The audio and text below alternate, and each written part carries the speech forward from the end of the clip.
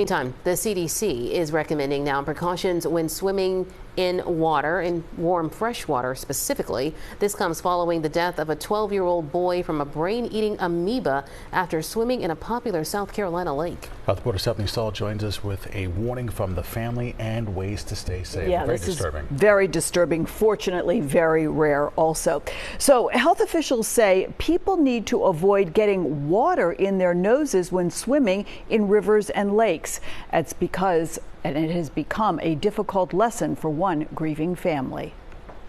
No one should have to assume their child might not come back from just swimming and having fun with friends. 12-year-old Jason Carr was enjoying summer before the 4th of July holiday, swimming in a South Carolina lake. Days later, he told his parents he had a headache.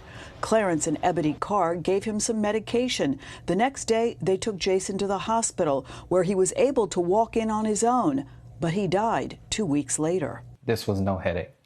He was being attacked. Carr was infected with Naeglerii flowerli, a brain-eating amoeba found in warm, fresh water, like lakes or rivers. It enters through the nose.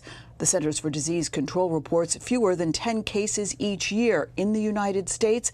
Nearly all are fatal. It's not an issue when we come in contact with it. Where it can cause an issue is if forceful water gets up the nose and is able to cross from the nose into the brain. The Carr family is now pushing for more water testing and spreading the word about the dangerous infection. The worst moments of our lives. A nightmare that I'm still waiting to wake up from. We just went back home a couple days ago just from knowing the memories that we have there with him and knowing that I'm waiting on him to come through the door. Officials say there are no federal recommendations to test ambient water, and there's no scientific threshold to determine unsafe levels of the amoeba in water.